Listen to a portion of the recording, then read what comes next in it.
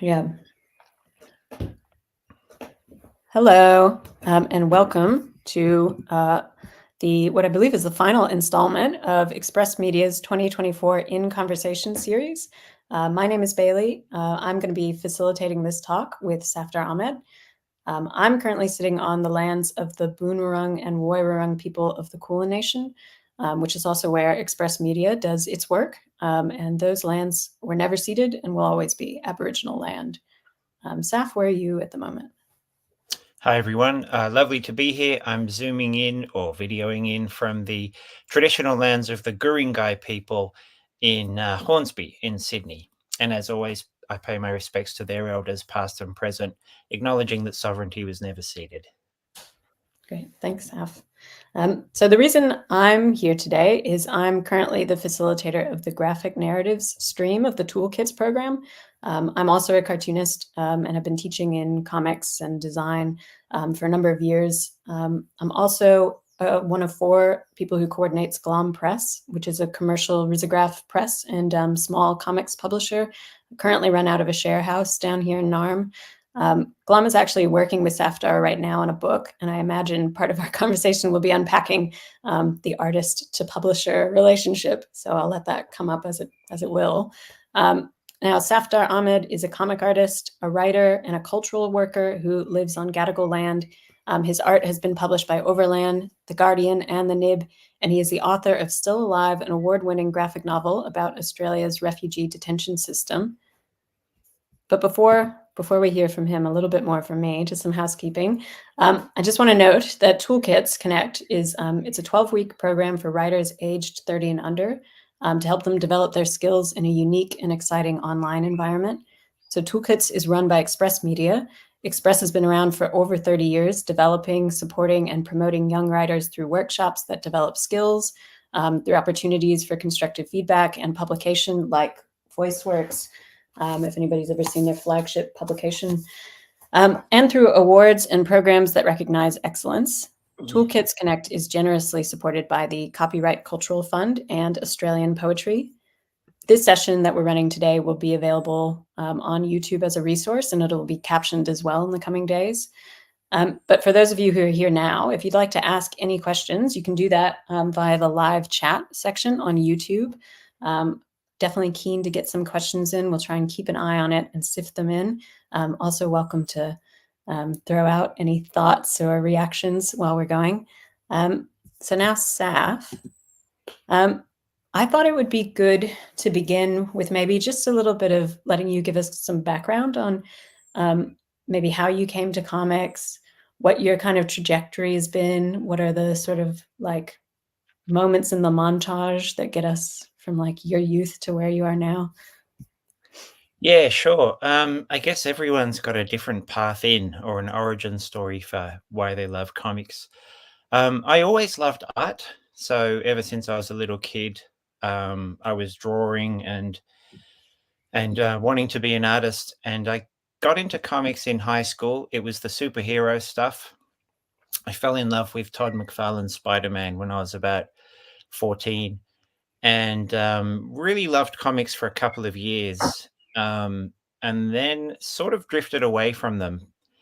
Maybe because I hadn't read underground comics, so I didn't know the full scope of what comics are capable of doing. And so after high school, I went to art school because I, really wanted to be an artist. And at that time, I probably absorbed the patronizing or condescending notion that, comics isn't real art. And so I thought, I want to be a real artist. So I didn't even think about comics for a few years and sort of tried painting and printmaking and a few other things. And then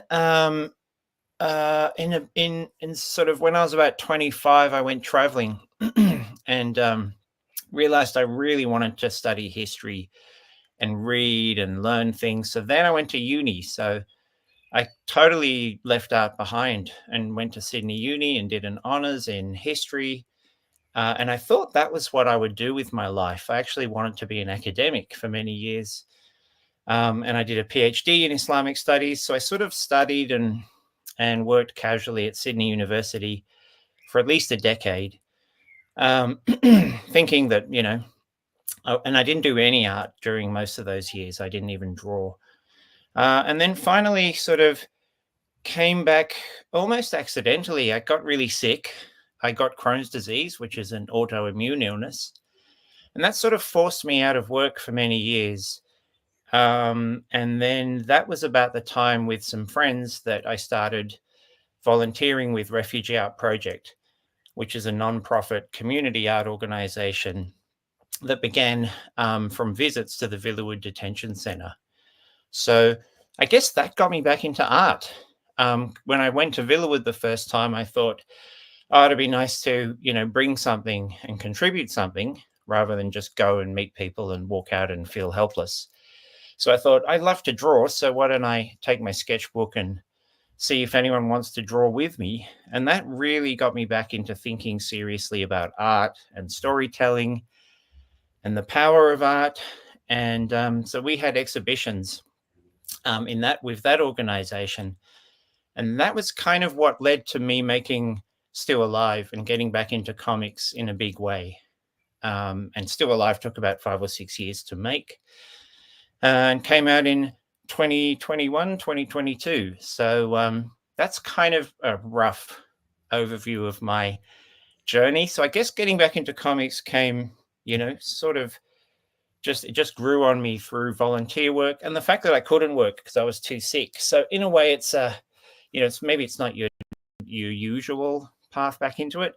And now I love comics. I think it's the ultimate art form. I really want to do a couple of books before I die. So kind of making that the priority now, pretty much. Yeah, cool. Yeah, I think for me anyway, I feel like the most interesting cartoonists always have a really wayward pathway to getting to comics, and it makes their cartooning more interesting. They're not just like ingesting and then reproducing, things that are, they're bringing in all these other experiences and niche interests to this really niche little culture. But yeah, on that, I mean, what on calling it the ultimate form, which I agree, but what do you think? Like, what are the qualities of comics that you think make it that? Yeah, I think I love it because it combines narrative elements and telling elements with visual art. In its sort of alchemical kind of interplay between words and images. And I think for me, there's a cumulative power to reading a comic, particularly when it's done by one person. Like this is why I love underground comics and indie comics, because they represent a really intense vision, which is very individualistic. And I do a little bit of stuff in art galleries. Like I've dipped my toes into the art world and do a bit of art, and I still love that world and what it provides. But I think for me, comics is just such a powerful form. Like it's hard to express. I think it's the intensity of the vision that you can communicate through comics, and just the quirky ways that our thinking processes things, the way our minds work. All of that can be expressed in a really unique way. And for me, that's more interesting than a lot of what's out there in the contemporary art world. And even in cinema, I just think comics have a lot of scope.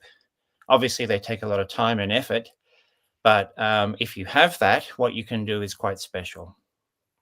Yeah, I agree. I think that intensity is a great way of putting it. Like the singular vision, really. Like it's hard to think of a medium that one person can really can provide all the structure and work for, that can be as immersive as comics is, I think.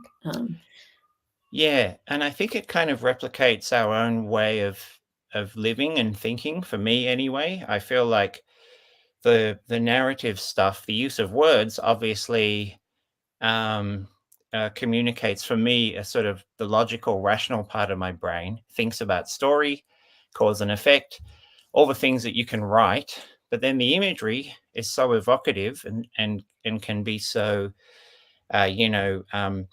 sort of like your graphic signature, the thing that is physical that you put on the page, and that's very intuitive, and that's quite spiritual as well. So for me, it has this unique way of combining the rational and the intuitive parts of our brains, in this one creative act. Yeah, cool. Yeah, so what are you, Still Alive came out, you said 21, 22. What are you working on currently? I say as if At the moment, a couple of things actually. I may as well bring it up because I'm doing it with you, Bailey. So I've been working on Space Jihad with Glom Press, which I've really enjoyed. I started that over a year ago. When did we start that? Yeah, it was about a year and a half ago, I think. And it's a 6-issue serialized comic. And I've drawn most of the issues. This is issue 2, which I just got today in the post, and I'm really thrilled with it. Actually love the print on the back. That I'm really, I love Rizzo. So the results of this has been really lovely. And I'm not just saying that because I'm talking to you, Bailey. It's really great. Everybody take this with a grain of salt. And that's been fun. That's been a genre thing. That's been a chance for me to explore space opera and space adventure, which I loved as a kid, being a huge Star Wars kid. And to go into that genre and to put things that I'm really interested in and passionate about, and to kind of develop my version of it. So that's been a lot of fun. I think it'll address, not to throw in too many spoilers, but obviously it's about capitalism and climate change and racism and all of the things that worry me. So that's been heaps of fun. I'm also working on a book for Gaza. It's a fundraising book that I've been doing with the poet Omar Saka, who's a friend of mine, also based here in Sydney. And that's not so much a comic, but it has comic elements, I guess. It's basically his poems and my pictures. And we've just finished that and sent it off a few days ago. And it'll have well over 60 pictures and 60 of his poems. And it'll come out next year. And all the royalties for that will go to a medical organization in Gaza, which supports kids. And so it's nice to be able to contribute something through my art on that issue. That's been the most heartbreaking thing this year, is to witness the genocide that Israel's unleashed against the Palestinian people. And so for that, I've been doing illustrations. Here's a satirical political illustration. As you can see, comic elements, sort of Palestinian boy defying this sort of huge, monstrous beast of imperialism with Biden and Netanyahu and the Saudi king. So there's some very surreal elements, as well as, I guess, more sort of documentary stuff or stuff which we see on social media. It's also a comment on what it means to sort of witness these horrors from a distance. We're all sort of witnessing the genocide through our phones, and what that means, what our responsibility is as witnesses.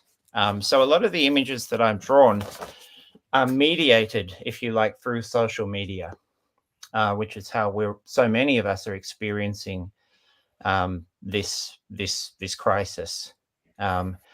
So yeah, that's been very heavy and intense.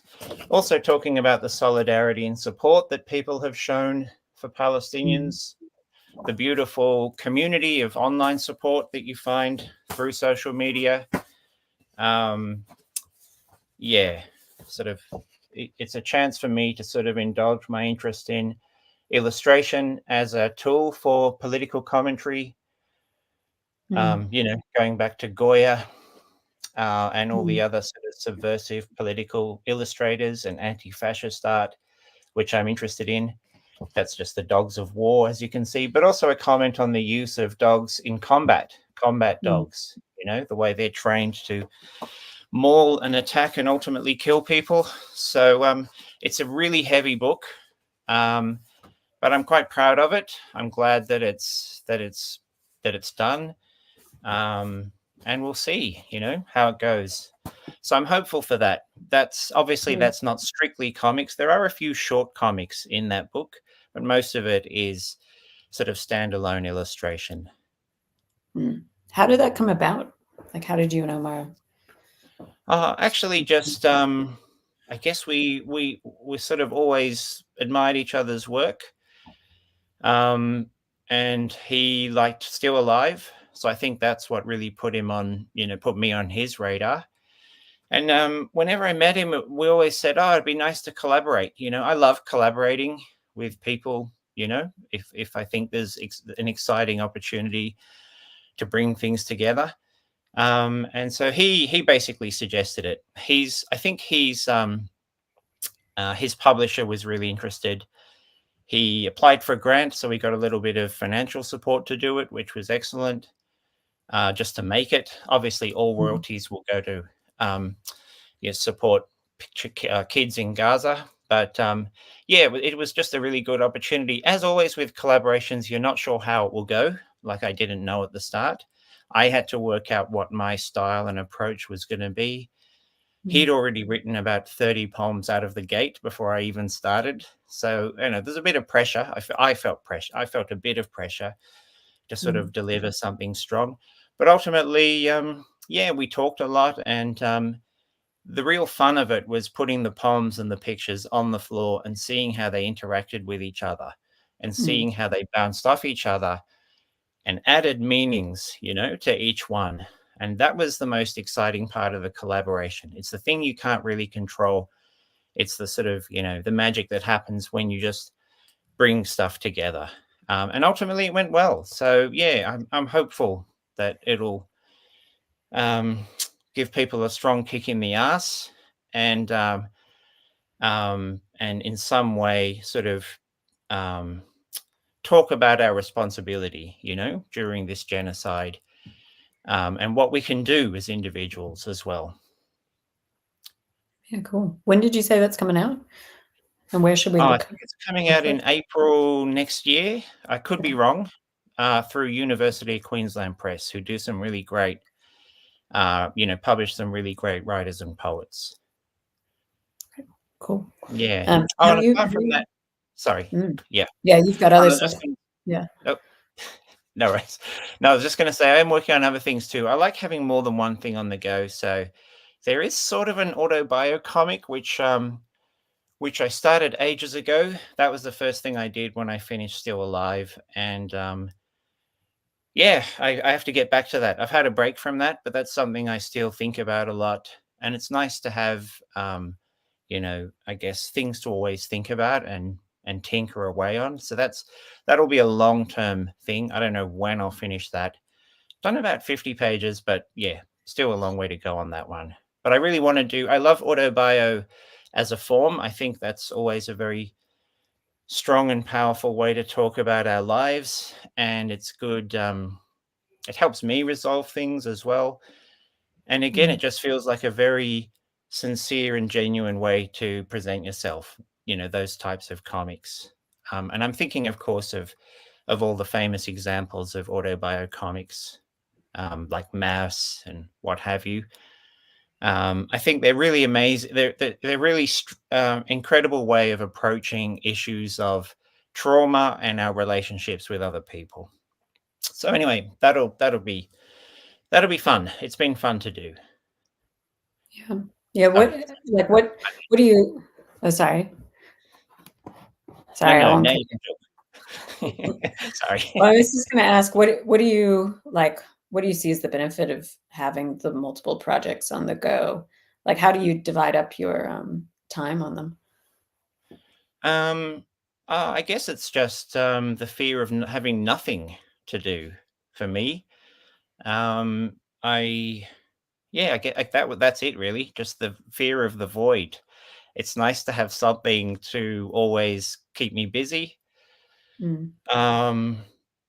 It's hard being creative all the time because comics takes so much work. Maybe it takes a lot of commitment and dedication. So people have different ways of gluing their ass to the chair and actually doing it. I think for me, it's about trying to get in the zone. I do really enjoy it when it's going well, the creative flow when that's happening. That's something I really love. So maybe it's about that. Maybe it's about getting that feeling, of doing a good page or something and feeling excited about that and then hoping that carries on to the next day or the next week. So for me, it's Mm. about, yeah, I guess it's just this is what I love, so I just wanna make sure I can keep doing it. Maybe the hardest thing is when you wake up in the morning, you're not sure where to start. So I try and have a little plan from the night before when I finally finish what I'm doing, something that I can do automatically the next morning, even if I've just like drawn some empty panels or penciled something that I can just ink. Or maybe Mm. there's a bigger picture that I've sort of not finished inking and I can just do that mindlessly because sometimes inking isn't too hard, you're just filling space. So, yeah, some way of picking it up the next day. I guess that's one of the only working tips I have. Otherwise, I'm pretty chaotic with my schedule and approach. Yeah. Yeah, I think that's a really good piece of advice. I find I do that as well a little bit. Like I have in my mind, there are two tracks, and there's the stuff that is hard to do, like the pages I know that I have to think about, and the stuff that I know I don't have to think about. And sometimes when I'm just feeling like I'm not able to think right now, I know I can go on to these things that are like on rails already, and I can just work on that.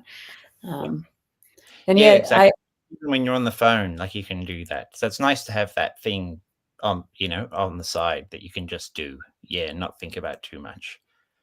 Do you ever have long periods where you aren't working? Do you find like does your work get naturally interrupted, or do you stop working because of just not being into it, or do you ever have long pauses or Um, no, luckily not in the last patch. Like I usually as I said, I sometimes get crook, so that's usually the thing that stops me is getting a bit sick from Crohn's disease. And that's a bummer, but the rest of the time I'm usually doing it. Um, so that's good. Yeah. Like yeah, I said, I definitely. don't need to be inspired all the time. Like sometimes it's just a case of dotting the I's and crossing the T's. There's always a lot to do in terms of like, oh, I've got to Photoshop that page or I have to fix that thing. And, so there's many hours of kind of just mindless work that you can do even if you're not feeling, inspired, I guess. Yeah, and I think that's important. I mean, I often find I'm falling in and out of flows. Mm. My flow, I feel like constantly gets interrupted, and it takes a while to get back into it. And Oh I yeah. think that Oh yeah, it kind of does. It having a does. 'cause if you get knocked off, it really I find anyway, like, if I'm not drawing regularly in my sketchbook, if I'm not, keeping up with things, my ability to pick it back up, it becomes a little bit harder, and I need that kind of ongoing work to Yeah. I need to be in the position where I'm not getting interrupted, yeah. Oh Um, yeah, and I don't want to create the impression that I'm some super machine at comics. Like I will spend many hours just sitting at my desk wasting time scrolling mindlessly and then hating on myself for wasting all that time. So I mean, I do that too sometimes. yeah, I think yeah, I'm sure that's a universal, Yeah. I don't wanna meet the person who doesn't do that at all, but, um, uh well, to that point, you were saying that you're kind of chaotic. How do you work when you have something that has a really definite deadline? Do you have Mm. any tips for like managing that, or ways that you approach it? Um, I think my main thing is just to write lists, a Mm, little lists of achievable things for the next day. And so maybe I'll have the deadline in my diary and I'll just think, okay, I want to finish all the drawing by this date and then do this, edit the text or whatever by that day. And I don't always meet those deadlines, but I guess that's it really. And then as I said, at the end of the night, I'll think, okay, what do I have to do? What do I want to do tomorrow? And it'll be, oh, draw that splash page if you can, or do those two panels, or whatever it might be that's achievable, if you know what I mean. So mm, achievable little milestones are good. Sometimes I put them on my list and I put a little box next to them and I tick off the box. And that just yeah, makes me feel like I've achieved something. And then maybe I'll even like strike out the whole line, in celebration. And then so just those little things that just to remind your brain that you are actually doing it, because sometimes it's a lot of work and it feels like a really impossible mountain to climb, particularly with bigger projects. So definitely having those little goals and those little moments, those little victories, I think is important. Mm. And yeah, now that because both of us kind of come from a self-publishing background, and maybe ethos as well. But I'm wondering, because now you're working with people, you're working with publishers, in addition to Glom, other publishers like 12 Panel Press. How do you kind of navigate the different editorial processes? I don't know if you want to speak to any one project in particular, but just how do you find that? Yeah, it's always it's an interesting one, because I guess it depends on like what's right for me might be right for other people to start with. So it Mm. depends on how much your work needs or how much you want editorial support. Definitely when I did Still Alive, here it is, just a show and tell. When I did Still Alive, it was a big project. I'd never done a long form comic or graphic novel before. It obviously took a lot longer than I thought. I originally told 12 Panels Press, which is Bernard Callier, Liz McFarlane, and Erica Wagner. Really, they were really lovely, but I originally estimated I would do it all in a year and a half, and it took 5.5 years. So every year I was emailing them at the end of the year saying, "Oh, I've made progress, but I need another year." And and they were very understanding, because they actually do know some things about comics, which is great. But then I guess the most important part of that relationship was the fact that they gave me editorial feedback and I saw the value of that. So they helped me trim the fat. They helped me sort of refine the voice a little bit. I guess the biggest issue that came up is there was certain parts of that book where I was really pissed off and angry and being quite polemical, which is fine because I still think there's a place for polemic. But at times they said, "Oh, maybe we could lose this bit. It feels like you're hectoring the reader, and just wagging your finger." And in retrospect, they were right. So I did sort of tone down some of those more angry parts of the book and just let the story do the explaining. It's the old thing of showing and not telling the reader. So that was good. That definitely helped, I think, make it stronger. And so I came out of that, though I didn't agree with everything, I have to say, I did still push back on some things and kept certain things out, which they said I could have lost, but I, made the argument and said, no, I want this in the book. So it wasn't all one way, but it definitely helped me. That process, I think, gave me an appreciation for the value of editorial support. So where possible, I think it's a good thing. Probably not so much for shorter comics. If I was doing a short comic and I was certain of its strength, then I really don't want someone quibbling too much with me, Yeah. or imposing their view. So again, it depends on the type of comic or the type of work you're making. As for what we've done with Space Jihad, I've enjoyed and got a lot from the feedback that you and Mark and Michael and Ben and everyone has been able to give me. So that's been really good. And again, it's just a case of, I think, helping me clarify what I'm saying. Sometimes when you're just making something and it's a conversation with yourself, it's all happening in your head and spilling straight down onto the page. Maybe something doesn't come across as clearly as I might think it does at the time. So it's really just that kind of thing. I don't know if there's a method for editing comics. There probably isn't. And again, everyone has a different way of constructing them. So just to point out briefly, I don't really do scripts. I'm not great at that. I will sort of do an outline and points. With Still Alive, I kind of just had chapter ideas, and then I would script it just before I drew it. I didn't start with a full script and say, "Here's my book." So there's no editorial process there. some people will make a whole script and want feedback at that stage to make it stronger. I haven't done that. So I find that drawing helps me a lot in the creative process. That's why I want to start drawing as quickly as I can. And maybe that's why I don't make a full script, because again, I don't feel like it's realized until I've started drawing it. So yes, everyone has a different approach. Mine is this sort of mixture of writing and drawing at the same time. The problem with that is I might do little thumbnails for certain pages that only I can really understand. And they are just very small, very scratchy thumbnails.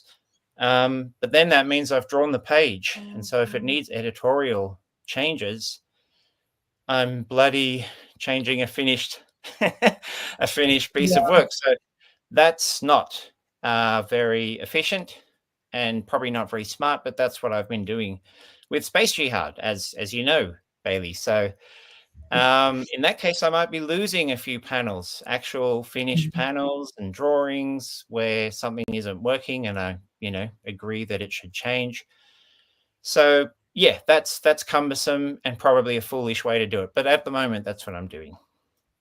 But it makes sense. I mean, I think that the idiosyncratic nature of everybody's approach, like I can say is from my perspective as part of GLOM, like there are 3 other books in this series that we're publishing now, and everybody's process is very, very different. And we are trying to, for the first time, really apply some kind of editorial overview of the projects. We haven't really before because of, I think, what you were talking about earlier, that intensity, not wanting to interfere with the intensity of the vision.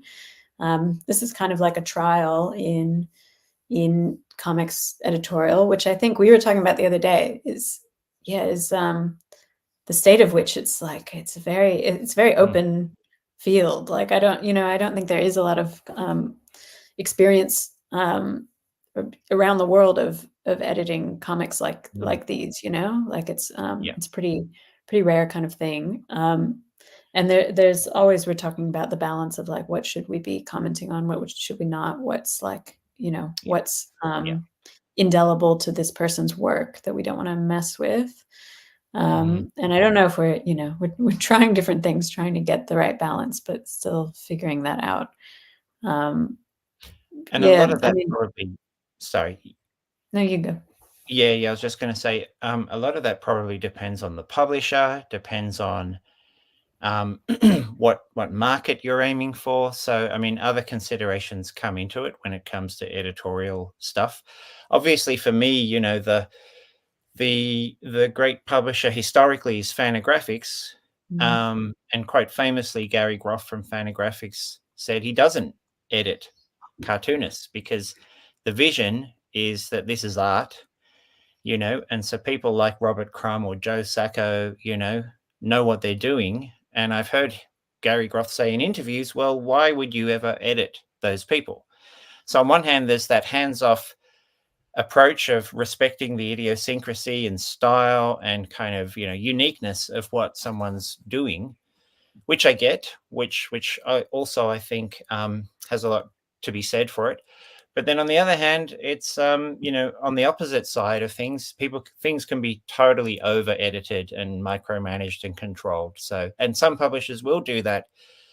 Also, I've heard for young adult comics or things for which there's a bigger market and expectation, then I think in some cases, publishers will want to tick certain boxes and meet certain expectations that their marketing kind of logic demands. So again, I guess it just depends on what you're doing, the nature of it, what you want from it.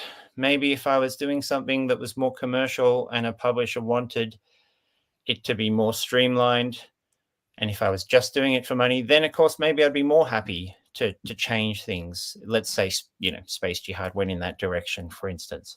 I'm not sure. I'd have to cross that bridge when I came to it. But ultimately, for me, it's just about making what I want to say stronger. And that's the only goal and outcome that I want from editorial support.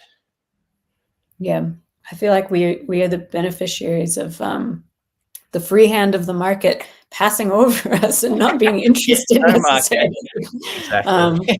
Like the stuff that you know, you're making, and that I feel like we at Glom, the stuff that we want to see more of is not the stuff that is like necessarily commercially, you know, where like a lot of attention and interest is, but is what we think should be, you know, like the stuff that isn't going to necessarily have mass appeal, but is the best and most vibrant, you know, stuff.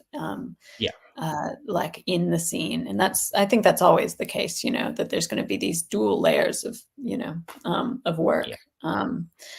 And like with that, and going back to talking about self-publishing a bit, and kind of how you started, because you were self-publishing comics up until Still Alive, if I'm not wrong.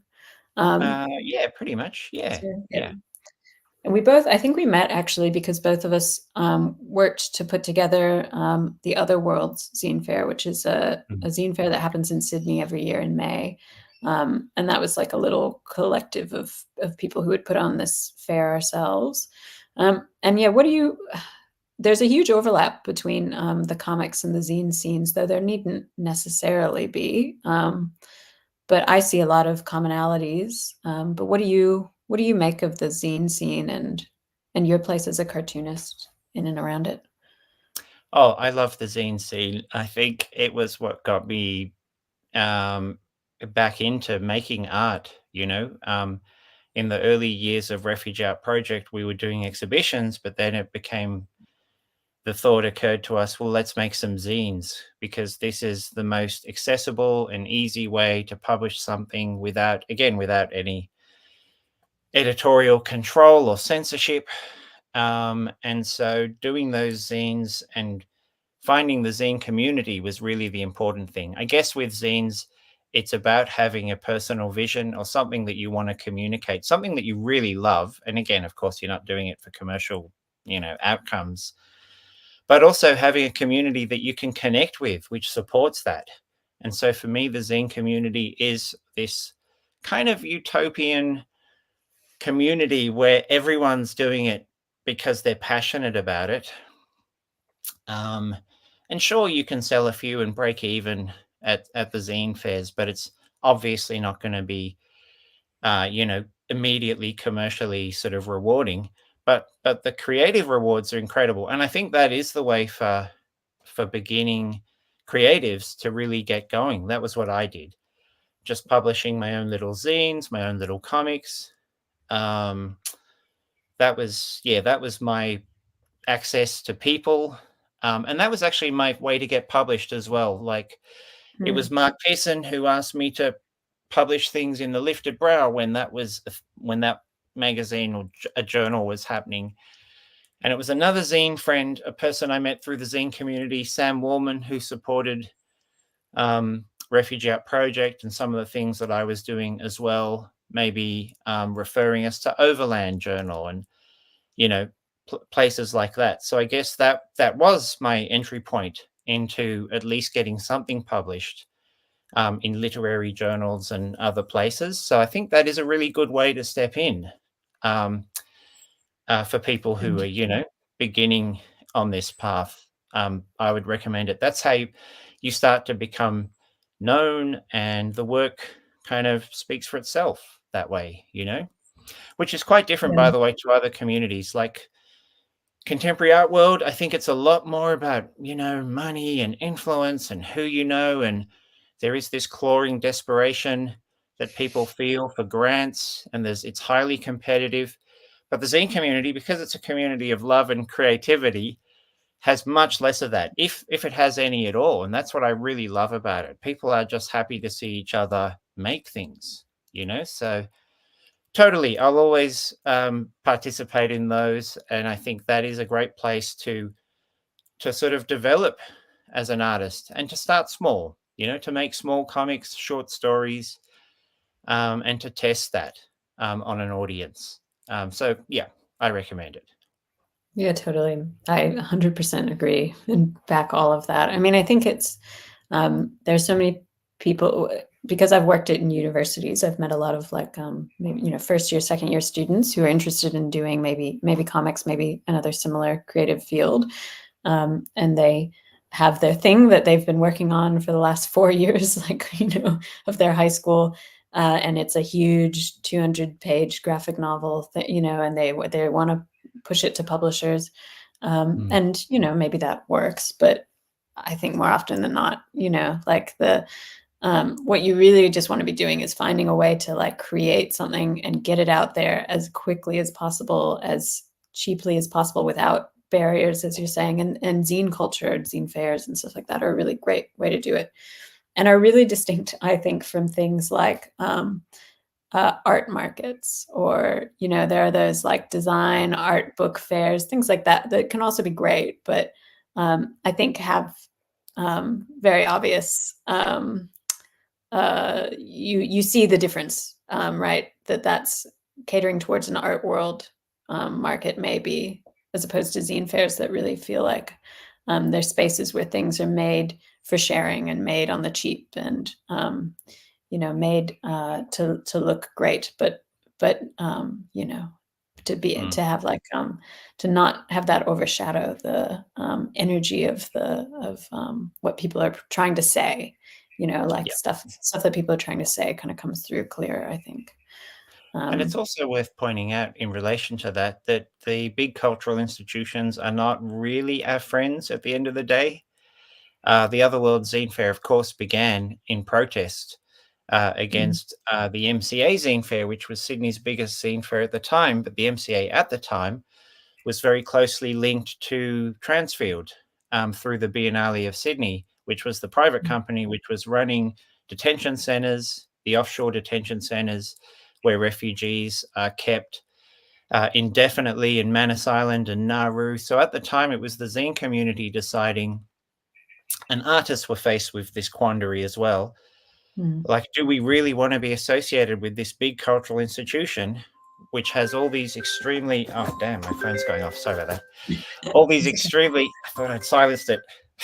All these extremely unethical links. And do you want to actually support that, by being a part of their brand and their fair? And the answer, of course, was no. The DIY ethos of zine making is that we make our own culture according to our, shared sort of values. And I see that this year with the genocide happening in Gaza as well. All of the leading cultural institutions, with the exception of just one or two, have been completely silent about the genocide and haven't said anything to support Palestinians or the Arab communities in Western Sydney, or anyone who actually cares about what's happening. And that's really disheartening. There's this sort of hypocrisy in which cultural institutions want you to be daring and bold and provocative and speak truth to power and be brave and, innovative and all these stupid buzzwords. But at the end of the day, they have no values because they think they're going to lose funding or they're going to get complaints. They're absolute wimps. So in that context, I think the zine community is a fantastic and safe cultural space for people. And I would say to that point too, we've brought up Refugee Art Project a few times, and that's another like collective endeavor that you've been on that has obviously influenced your work, been a major part of your work. But just in terms of like how to, because I think there's a lot of power in building your own space, whatever that looks like, and how, like, can you talk a little bit about maybe how that was formed, and how, like, with an eye to, like, if somebody wants to do something similar, start something, and maybe art is a part of it. Like, how did you go about that? How could somebody go about that? Yeah, I think it was basically, it kind of just grew very organically. It was really just about going to the Villawood Detention Centre and making friends with people there through drawing, taking sketchbooks and sitting around and eating and drawing together. And then just sort of seeing what they wanted to do. And there was this, over a couple of months of visiting, this really lovely creative circle that we got, this lovely community which formed. And I guess forming a community organization is about allowing those people to lead as well in those projects and collaborations. So there was this very strong sentiment that the people in detention were locked up unfairly, that they were being punished like criminals when they'd done nothing wrong. And so there was this strong desire to express the truth of their stories. And so we could do that safely through the art, by having exhibitions, by anonymizing people, so didn't have their actual names or histories to protect their privacy, but still a strong kind of platform for their creative agency and voice, essentially, to kind of say, I'm not a criminal, and I came for this reason, and I don't know why the Australian government has forgotten about me, and I haven't heard from my caseworker for like a year, and this absolute despair that they were going through. So I think the important thing with community work is to learn about ethical collaboration, which really is about letting participants often lead the project. It's not about the genius artist who comes in and then says, you're going to do what I want you to do, which does happen a lot with refugees and in contemporary art collaborations. So I've seen that a lot. So it's not journalism, it's not extractive. You're not there to just sort of milk people for their stories and then run off and make money from it. So I guess that was what I saw over the years, and that kind of created or provided the negative example of what not to do. And so the community is still together and we're still good friends. And there are still lots of individual collaborations going on. And it's always just about supporting people at their sort of, what they want to do on their creative sort of path. And for some people, that's really about proper art and having exhibitions and becoming more professional. For others, it's about, making comics or doing sort of smaller things because they don't see themselves as artists, but it's a fun thing to do. So I guess that's what it's all about. The model is basically community art. It's called CACD, Community Art and Cultural Development. So it's not based on art therapy, which is more about pathologizing people and using art to treat some sort of, medical situation or mental health situation. So it doesn't have that medical framing. It's more about just creating friendship, and creating spaces where people feel trust and kind of the safety to express themselves. And then they can do that however they want. So essentially, that's what I think community work is about. And what comes from that, so the process is the most important thing, but what comes from all that friendship and people just feeling safe enough to say no and yes and to do whatever they want to do can be really amazing. So the work always astonished me. I guess that's my quick outline of how it works. But yeah, do it. I think it's always great to do community involved projects and collaborations, but to always keep in mind the power dynamics and to do it ethically, which means you have to listen to people and sometimes change your plans according to what people want and really want to get out of it. Yeah, great. Well, I'd love to follow up with more questions, but we're out of time. But thank you so much, Saf. Pleasure. Well, thank you, everybody who has tuned in for watching this. And thanks again to Safdar Ahmed. You can check out his work. You've got quite a lot available up online on your website, but still live you can find in many bookstores and libraries. The work that he's putting out now with Glum Press is available on our website. And stay tuned for more from Saf. Just a reminder that this session will be available on YouTube as a resource, and it'll be captioned in the coming days. So if you want to revisit tonight's conversation, you can. And if you've enjoyed this, please check out the archive of Toolkits live talks on the Express Media YouTube. It's in the live tab and the Toolkits playlist. There are over 70 now talks from previous Toolkits guests. And that's it. So I'll say goodbye. Thanks, Saf. Thanks for having me. And thanks, everybody.